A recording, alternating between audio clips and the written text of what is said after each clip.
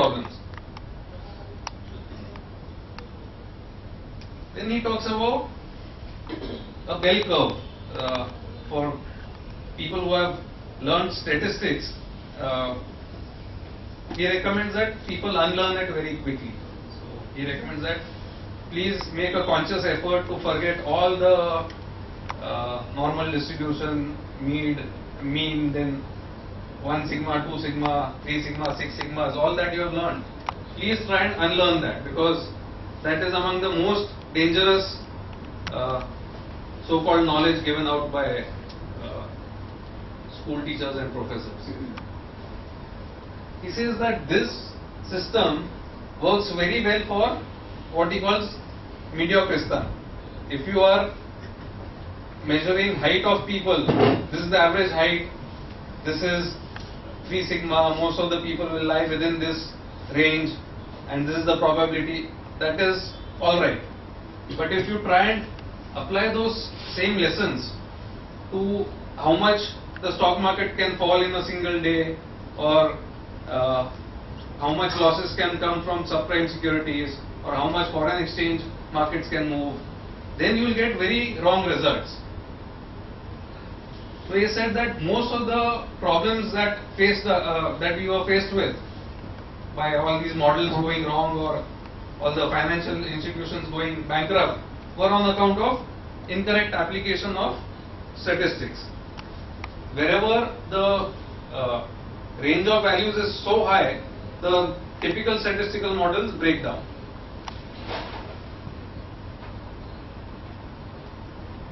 Then he gives an interesting story about two individuals, Dr. John and Fat Tony. Let us say Dr. John is a PhD in statistics, and Fat Tony is someone like me, someone who does not know anything about statistics. He says both are asked a fair coin, which is fair coin is something which will give heads and tails 50% of the time. He says if a fair coin is tossed 99 times and 99 times it gives head, what is the probability of it being a head the 100th time, and what is the probability of it being tails? So Dr. John will give the statistically correct answer. He will say it's 50% because the coin is fair. Whereas the Fat Tony, he is not restricted by the silo of statistical knowledge. He will come out and challenge. He will say, what foolish guy you are. If it has come heads 99% of the time, that means it's a sole coin. It's not a fair coin at all. So he says that a lot of people in charge of risk management and people in charge of financial institutions, they can't see that their models are wrong.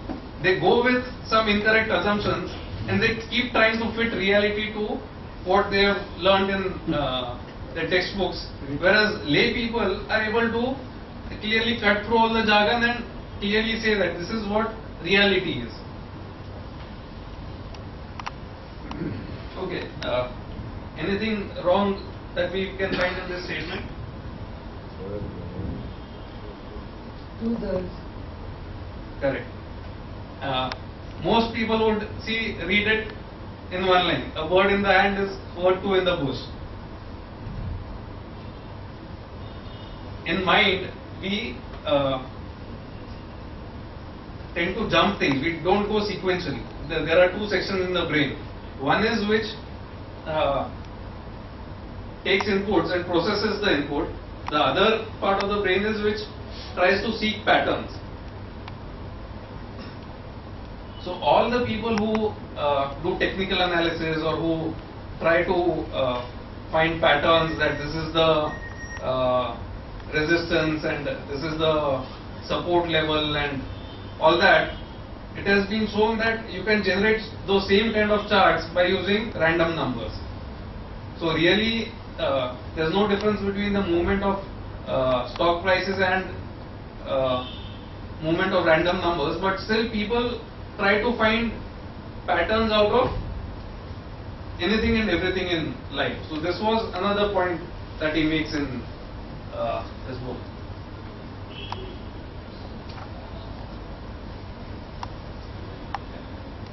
Another very interesting point here,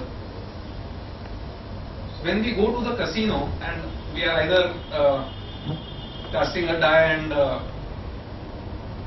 betting on numbers, or we have a roulette and we are betting on some number, or we are playing cards, we know what the possible range of possible outcomes will be. We know that there are 52 cards, or in a die there are 6 outcomes. We can get a number from 1 to 6 and so on and so forth. If it's risk, then you can do mathematical calculations on risk. But let's take the example of 26/11, where a terrorist attack happened on India. What was the probability that India and Pakistan will go to war? Can you mathematically say that probability is 32.3% that we will go to war? It's pure uncertainty. There is no definite answer to that. So whenever we are in real life, most situations form in the realm of uncertainty. So that's where you can never rely on sophisticated mathematical models to tell you how much you can make or how much you can lose.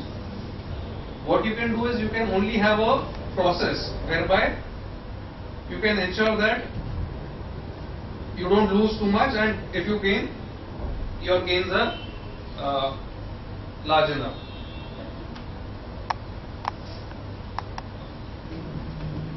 Again, people do this. People keep looking at past data and then they'll find some pattern out of it. They'll say, if I had done this strategy 10 years back, then today we would have got 30% annual return. So let us take this strategy and do it for the next 10 years.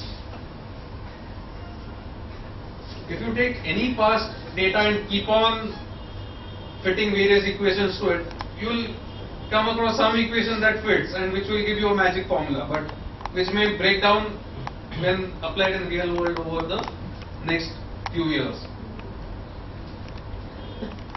Then there is the power of testimonials. There are people, and although I am a great believer in traditional Indian medicine, Ayurveda or whatever other properties that are there, what my point is, we need to test that in the laboratory. All the accumulated knowledge that we as a civilization have, let us take that and do a scientific test on that. Because what works for 2 people may not work for 5 others. So there will be a lot of people who say that I had karele ka juice and my diabetes went away. Excellent, great thing. But what about 3 others who had karela juice and still had diabetes? So only when you do a proper analysis, that you have a study group of 100 people, 200 people, you administer the same amount to all of them, and then you work out the numbers, that's when you can really make out whether something works or not.